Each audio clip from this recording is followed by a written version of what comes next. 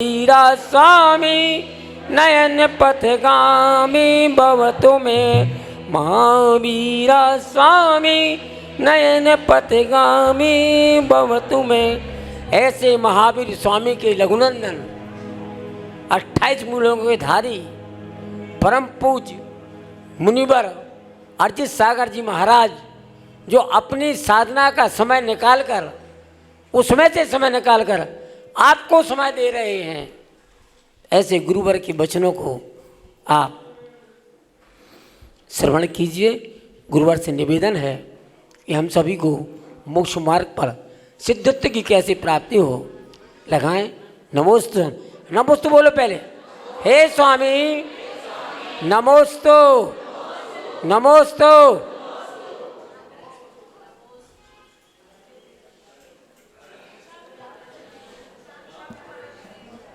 ओम नमः सिद्धेभ्यः।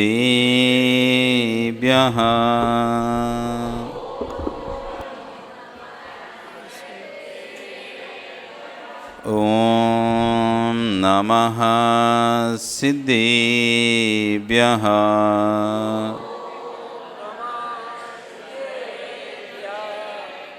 ओम नमः सिद्धेभ्यः।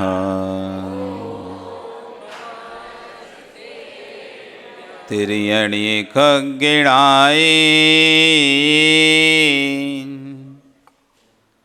रुत्तारी मोहि सिरेणि विहु। आयरी राव पस्यो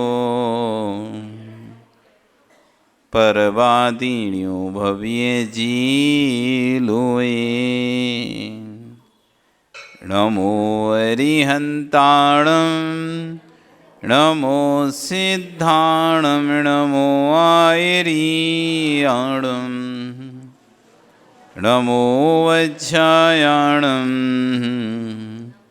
नमो लोये सविशाहुणं।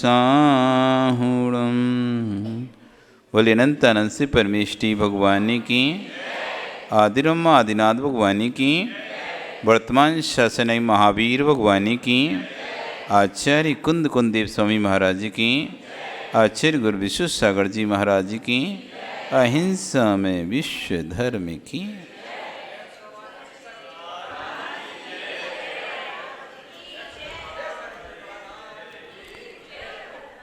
भवबंधु,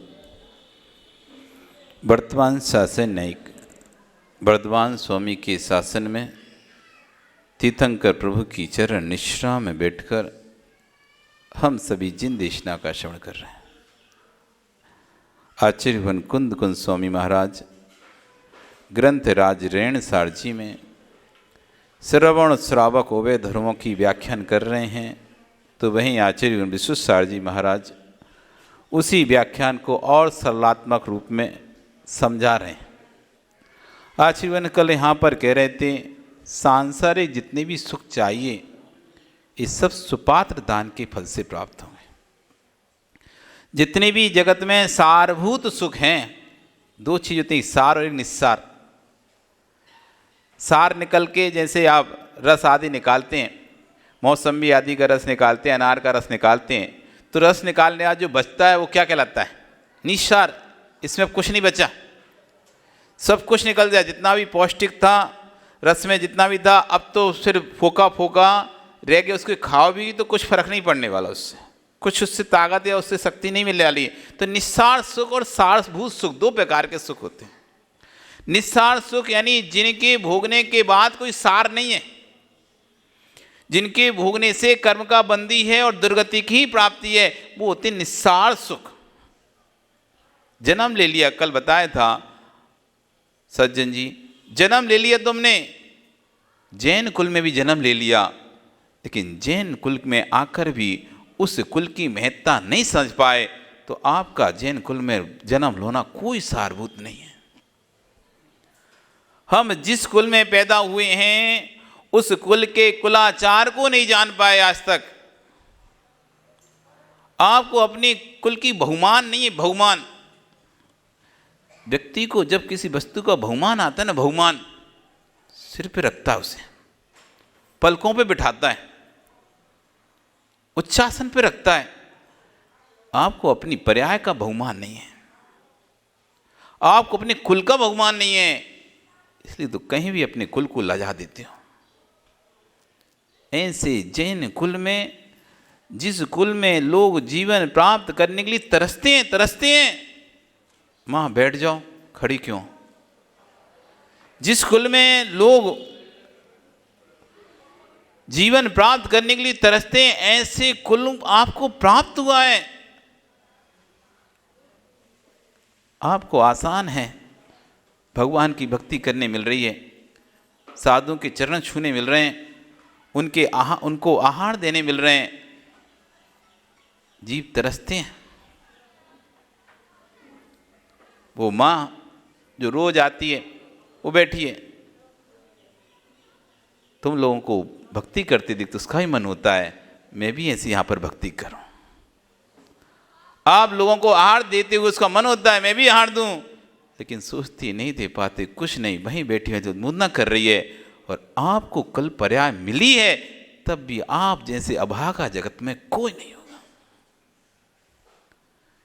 एक जिसको वो कुल नहीं मिला, वो अपने कुल में भी बैठकर यहां पर सोचता है काश मुझे जैन कुल मिला होता, मैं साधुओं को आहार देता, काश मुझे इस जैन कुल में मनुष्य पर्याय मिली होती, मैं भगवान की भक्ति करता, भगवान का अभिषेक करता, भगवान की पूजा करता।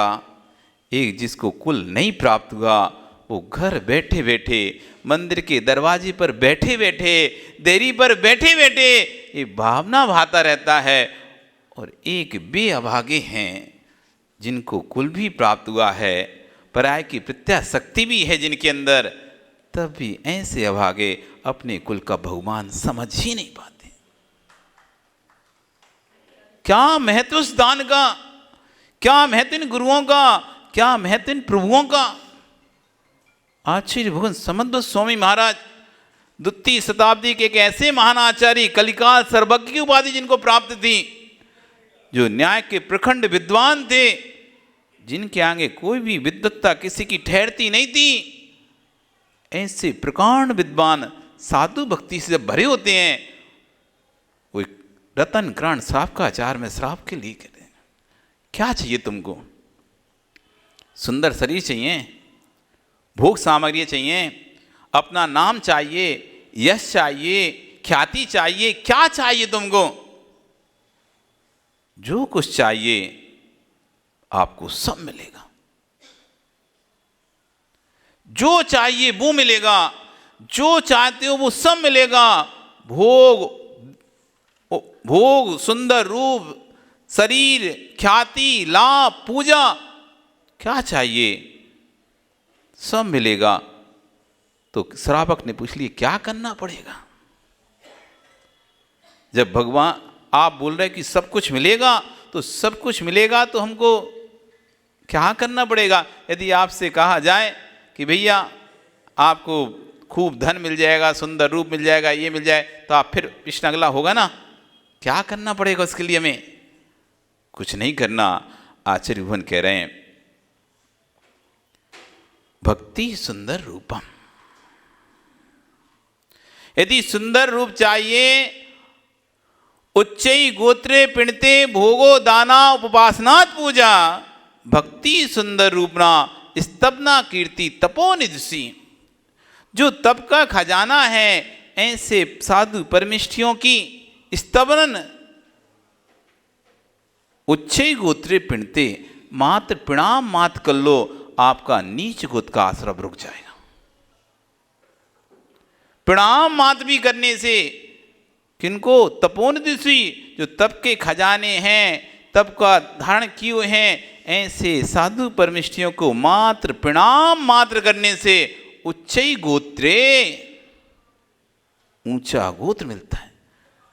बहुत कम कीमत पे बहुत बड़ी बड़ी चीजें मिल रही हैं, लेकिन हमें वस्तु ही नहीं पता कि कैसे प्राप्त होती है। हम चाहते तो हैं अच्छा कुल में उत्पन्न होना, हम चाहते हैं तो अच्छे गोत्र में उत्पन्न होना, लेकिन अच्छे गोत्र में उत्पन्न होंगे कैसे ये पता नहीं है। नीच गोत्र का बंध ना हो, हम तो यही चाहते हैं, हर कोई चाहता है। कौन चाहता है खोटे कुल में उत्पन्न होना? आप चाहते हो? नीच गोत्र में उत्पन्न होना कौन चाहता है? कोई भी नहीं चाहता। पर नीच गोत्र से बचे कैसे, ये नहीं पता है। तो आचार्य कहे उच्चई गोत्रे पिणते मात्र प्रणाम यदि भक्ति भाव के साथ 3 आवर्त पूर्वक करते हो। 2 प्रकार की वंदना होती है, एक मुंड वंदना और एक आवर्त सहित वंदना। ऐसे खड़े खड़े बैठे ऐसे ऐसे करते ना अपन, भगवान के पास आए तो खड़े खड़े ऐसे कर लिया, महाराज के पास आए तो खड़े खड़े वहीं से ऐसे कर लिया, ये आपकी मुंड वंदना कहलाती है। इसका फल नहीं मिलता। जो 3 आवर्त के साथ ऐसे 1 2 3 त्रिआवर्त के साथ गवासन में, पंचासन में, अष्टांग आसन में, सर्वांग आसन में, किसी भी आसन में जो वंदना की जा रही है, आपकी तो वंदना का कोई आसन ही नहीं है। आपकी वंदना तो स्टूल वंदना है। यहाँ तो आपकी स्टूल पे बैठे बैठे करते हैं। अब ना तो उसमें अष्टांग लग रहा, ना पंचांग लग रहा, ना गवासन लग रहा, कोई सही आसन नहीं है। पंचांग आसन में 5 अंग शरीर से जमीन से लगना चाहिए, दोनों पैर, दोनों हाथ और ये सिर। ये जब जमीन से लगता है तो कहलाता है पंचांग आसन। जब गाय जैसे बैठती है वैसे बैठ के अपन करते हैं तो कहलाता है गवासन। जब संपूर्ण 8 अंग जमीन से लगते हैं, दोनों पैर, दोनों हाथ, सिर, चेहरा, आंख, हृदय, पीठ, सब नाभि, जब लेटकर जो वो कहलाता है सर्वांग अष्टांग नमस्कार। पर आपका नमस्कार कौन सा है? स्टूल नमस्कार या खड़ा नमस्कार? या तो खड़े खड़े ऐसे कर देंगे, नमोस्तु महाराज जी, नमोस्तु नमोस्तु नमोस्तु भगवान भगवान नमोस्तु, और वहीं परिक्रमा देने लगे, अर्घ चढ़ा देंगे, अर्घ बोल देंगे, और फिर कहते हैं महाराज जी कमर में बहुत दर्द है, ठीक ही नहीं है। अरे कमर में दर्द ठीक हो कैसे? झुकना तो सीखा ही नहीं है, झुकना तो सीखा ही नहीं है। और जब तक झुकोगे नहीं तब तक मोक्ष प्राप्त करोगे नहीं। जो झुकता नहीं है वे उखड़ कर फिक जाता है, जो झुकता नहीं है वो उखड़ कर फिक जाता है, और जो झुकना जानता है वे वापस नभ में उड़ जाता है। तूफान आती है, हवाएं चलती हैं, खजूर के पेड़ ऐसे लंबे लंबे खड़े हैं, झुकते नहीं हैं, तो हवा में उखड़ कर फिक जाते हैं। वहीं घास जैसी हवा चलती है पूरी नीचे हो जाती है, और जैसी बाद में फिर खड़े। जो झुकना जानता है वही उठ सकता है, जो झुकता नहीं है वो उठ भी नहीं सकता है। इसलिए आगम में विनयो मोक्षो द्वारो, विनय को मोक्ष का द्वार कहा है, विनय को मोक्ष का द्वार कहा है। जितनी विनय आप देवसाद गुरु के प्रति रखेंगे, जितनी अधिक विनय देवसाद गुरु के प्रति रहेगी, आपका मोक्ष मार्ग प्रशस्त होगा। 16 कारण भावनाओं विनय संपन्नता नाम की भावना है। अभी विनय समता 16 कारण भावना का हमारा स्वाध्याय चल रहा है। ज्ञान विनय, दर्शन विनय, चाद विनय, तप विनय, 4 प्रकार की विनय, और 5 प्रकार में उपचार विनय। ज्ञानधारियों के प्रति सदैव मात्सर्य भाव से रहित रहना चाहिए, कभी उनसे जलन ईर्ष्या नहीं करना चाहिए। चादधारियों के समक्ष हमें सदैव अपने मस्तक को भक्ति पूर्वक झुकाना चाहिए। तपधारियों की सेवा शुश्रा वैया वृत्ति करना चाहिए, और साधु के पीछे भी, साधु के सामने तो विनय करते ही हैं, यदि पीछे साधु ना भी हो तब भी उनके आसन की, उनके स्थान की विनय करना, ये उपचार विनय। उनके आसन पर नहीं बैठना, उनके आसन पर खड़े नहीं होना, उनके पीछे भी अंतरंग में उनके प्रति विनय भाव रखना, ये उपचार विनय। ये 5 प्रकार से विनय है, ज्ञान, दर्शन, चारित्र, तप और उपचार। ये विनय मोक्ष का द्वार है। जितनी अधिक विनय रहेगा उतना अधिक आप मोक्ष द्वार पर आगे बढ़ोगे। इसलिए आचार्य भगवान कह रहे हैं उच्चई गोत्रे पिणते, यदि भक्ति पूर्वक आपने प्रणाम किया है, श्रद्धापूर्वक आपने प्रणाम किया है, नियम से आप उच्च गोत्र का बंद करेंगे। उच्च गोत्र, कुछ नहीं करना, देखो ना कुछ छोड़ना पड़ा, ना कुछ त्याग करना पड़ा, ना कोई नियम लेना पड़ा, और उच्च गोत्र का बंद हो गया। उच्च गोत्र का बंद हो गया। वस्तु हमारे पास जब रहती है, कीमत उसकी उस समय नहीं रहती है। सुलभता से प्राप्त है आपको, सुलभता से प्राप्त है भगवान आपको, सुलभता से प्राप्त हो जाता है आपको अभिषेक। कोई ज़्यादा मेहनत नहीं करनी पड़ती, सुलभता से कोई टिकट नहीं लग रहा, कुछ नहीं लग रहा, सुलभता से प्राप्त है। जब मर्जी आए तब कर लेंगे, जब माना आए तब कर लेंगे, करेंगे करेंगे, नहीं करेंगे नहीं करेंगे, ये भी जरूरी नहीं करेंगे रोज, सुलभता से प्राप्त है ना। और यही वस्तु दुर्लभ हो जाती है, यही वस्तु जब दुर्लभता को प्राप्त हो जाती है तब उसकी कीमत समझ आती है। वस्तु के सद्भाव में वस्तु की कीमत नहीं होती है।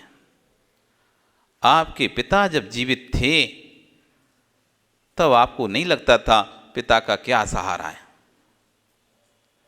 लेकिन जैसे ही पिता दिवांत हुए, उनकी मृत्यु हुई, उसका तब समझ में आया, अरे अब पूरा घर का भार सिर पे आ गया, अब कितनी जिम्मेदारियां सिर पर आ गई। ऐसी वस्तु जब हमारे पास रहती है तब तक वस्तु का मूल्य नहीं होता है, और जब वस्तु चली जाती है, दूसरे के पास चली जाती है। देवों को मनुष्य पर्याय की कीमत नहीं थी, वो अभिमान में डूबते हैं देव कि हमसे बड़ा कौन। इस मनुष्य प्रयास में तो तुम कुछ भी नहीं कर सकते, हम तो देखो कितनी भक्ति कर सकते हैं, सब जगह जा सकते हैं, नंदीश्वर जा सकते हैं, पंचमेरु मेरुओं की दर्शन कर सकते हैं, अकृत्रिम चैत्यालय दर्शन कर सकते हैं, खूब भगवान की भक्ति कर सकते हैं।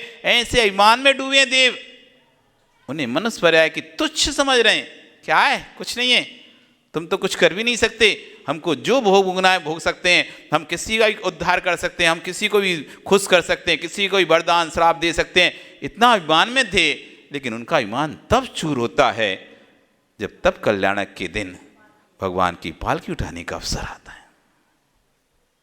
उनका अभिमान तब चूर होता है, उन्हें तब पता चलता है मनुष्य पर्याय कितनी महत्वपूर्ण है। जहां पर वो भगवान पालकी में बैठे हुए हैं, पालकी को कौन लेके जाएगा, पालकी को कौन लेके जाएगा। देव कह रहे हैं हम लेके जाएंगे, मनुष्य कह रहे हैं हम लेके जाएंगे। तब निर्णय होता है कि जो संयम भगवान के साथ ग्रहण करेगा वही पालकी को उठाएगा। देव गिड़गिड़ा रहा है सौधर्मेंद्र मनुष्यों के समक्ष, हमने भगवान का गर्व कल्याणक बनाया, हमने 6 महीने पहले से रत्नों की वृष्टि करी, पूरी नगरी को स्वर्णमयी बना दिया, 9 महीने गर्भ में रत्न वृष्टि की, गर्भ कल्याणक बनाया, जन्म कल्याण हम भगवान को पांडु शिला पर लेके गए, भगवान का जन्माभिषेक किया 1008 कलशों से, बड़े बड़े कलशों से। भगवान का दीक्षा कल्याणक मनाने का सौभाग्य तो हमको ही मिलना चाहिए। जिसने जन्म करिया गर्भ मनाया, जिसने जन्म कल्याण मनाया, दीक्षा कल्याणक भी वही मनाएगा। इसलिए पालकी तो हम ही लेके जाएंगे। यहां तक कि राज्याभिषेक की सारी क्रिया हमने की, भगवान के भोजन, भगवान के वस्त्र, भगवान के रहने के पलंग आदि आसन उपकरण, सेनासन, भोग उपभोग की सारी सामग्रियां हमने स्वर्ग से भेजी। यहां तक कि भगवान के साथ खेलने वाले मित्र भी स्वर्ग के इंद्र ही थे। एक भी ऐसी वस्तु नहीं थी जो मनुष्य लोक से उन्होंने ली हो। सारी वस्तुएं, जितने भी वस्त्र, भोजन, वाहन, कुछ भी जो भी आवश्यकता थी, सेवक, दासी, दास, नौकर, चाकर, भगवान की सेवा में जो भी लगे थे, सब स्वर्ग लोक से भेजे गए इंद्र थे जो वहां पर मनुष्य रूप धारण करके सेवा में लगे हुए हैं। इतना करने के बाद भी हमको पालकी नहीं उठाने मिल रहा। तब कह रहे हैं स्वर्ग का वैभव ले लो, सब कुछ ले लो, लेकिन पहली पालकी हमको उठा लेने दो। तब उनको पता चलता है ये मनुष्य पर्याय कितनी महत्वशाली है। तब उन मनुष्यों को अभिमान होता है, देखो आज अगर हम मनुष्य नहीं होते तो हम भी पालकी नहीं उठा पाते, हम भी पालकी नहीं उठा पाते।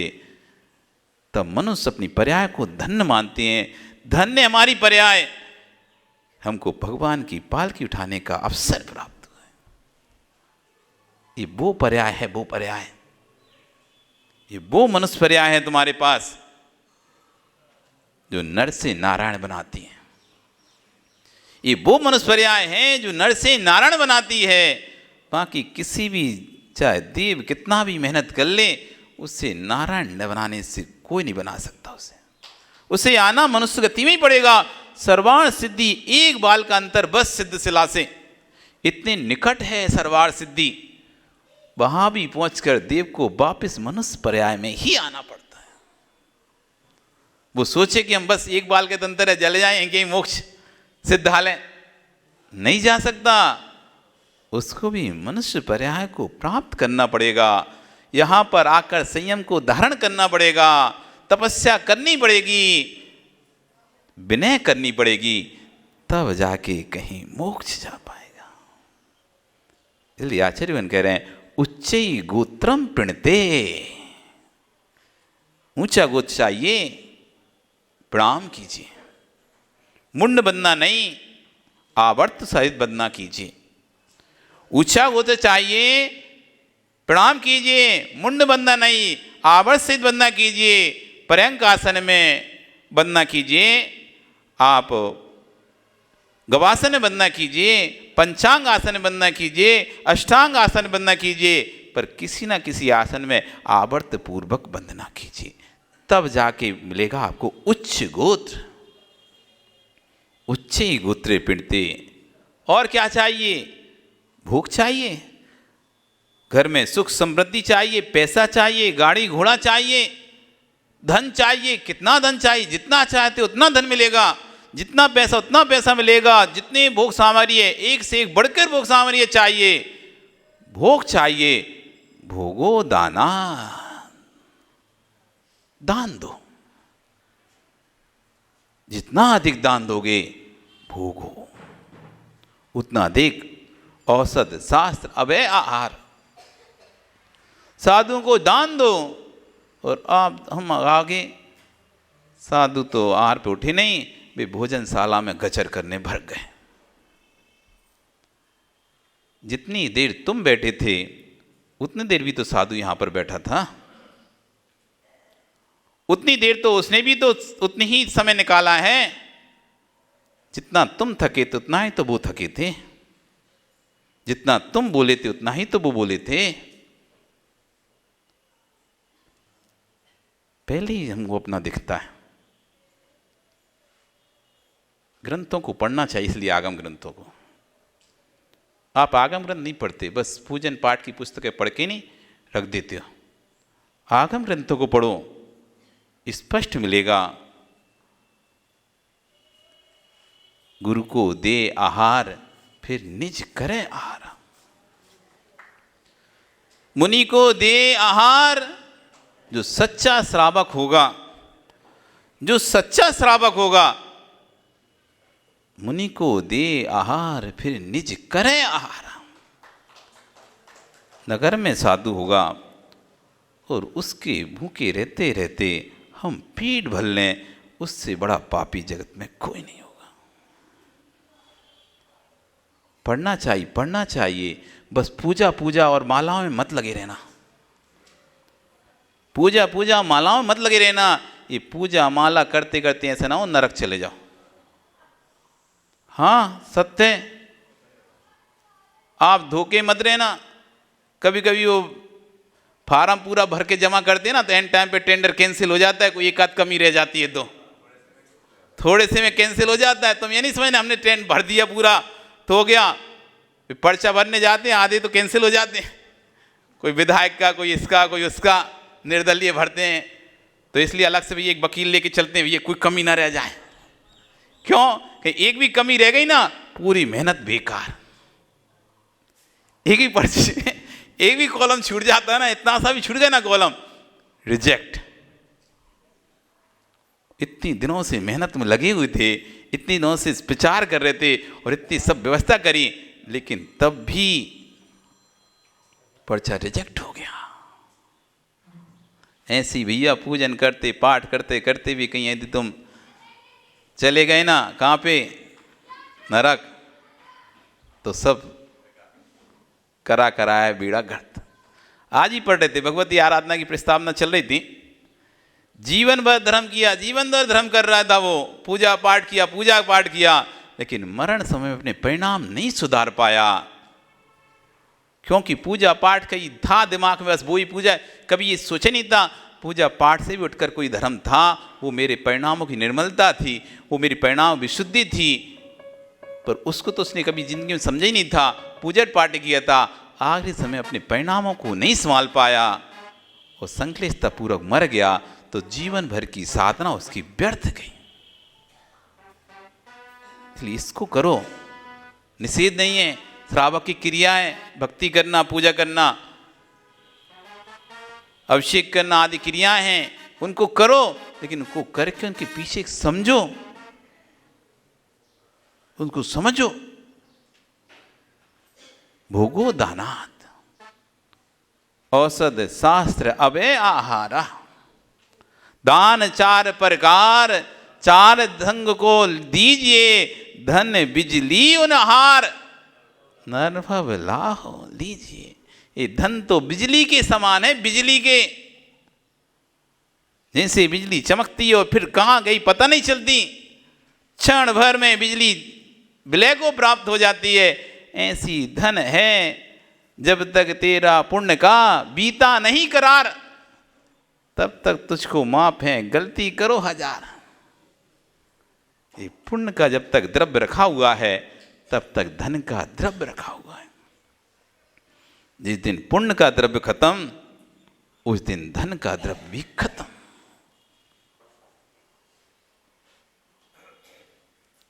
मत करो अभिमान कि कितने पैसा है हमारे पास, कितनी संपत्ति हमारे पास। अभिमान करना है तो इस बात को करो, मेरे कितने प्रशस्त परिणाम है भगवान की भक्ति करने के।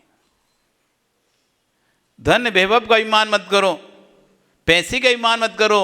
होड़ करना है, अभिमान करना है तो अपने उन परिणामों पर करो, जो परिणाम यदि आपके भक्ति करने के हो रहे हैं। तो भक्ति करने के परिणाम नहीं है तो ये आचार्य बने यहाँ पे कह रहे हैं, खून पसीना का तुमने द्रव्य कमाया था, खून पसीने से द्रव्य कमाया था। जब द्रव्य कमा रहा था उस समय ना तो ध्येय का ध्यान रखा, ना शरीर का ध्यान रखा, खून पसीना एक कर दिया। जब इतनी मेहनत से कमाया है तो कुछ सदुपयोग तो कर लेते। दान देने के भाव आए तो वहां भी तुरंत कृष्ण लील के लिए से खड़ी हो जाती है। मैं सब कुछ लुटाने तैयार हूं, परंतु मेरा नाम होना चाहिए, मेरा नाम होना चाहिए। तुम्हें जो चाहिए दे देंगे। तुम बड़ा सा बैनर मेरा बना के लगाओ, पहले पोस्टर में मेरा अच्छा फोटो नहीं आया, नाम सही नहीं लिखा हुआ, गलत हो गया, अब हम पैसा नहीं देंगे। अच्छे से लिखते तुम दुगना देते। मेरे द्रव्य कहीं दान देगा उस पर भी ध्यान नहीं है, दान किससे दिया जाएगा। इसलिए आचार्य यदि भोग चाहिए तो दान दो, अच्छे से दान दो, और दान देने के बाद मन में प्रसन्नता आए, ऐसा दान दो। उच्चै गोत्रे पीड़ते भोगो दानात। भोग चाहिए, दान दो। और क्या चाहिए? नाम चाहिए, यश चाहिए, कीर्ति चाहिए, सब मिलेगा। कब मिलेगा? आज आपका समय हो गया, कल मिलेगा। कल फिर आओगे, कल आए पर आए तो जरूर बताएंगे कि नाम प्राप्त करना है, यश प्राप्त करना है तो कैसे प्राप्त कर सकते हो, इसकी चर्चा कल करेंगे। बोली भगवान महावीर स्वामी की।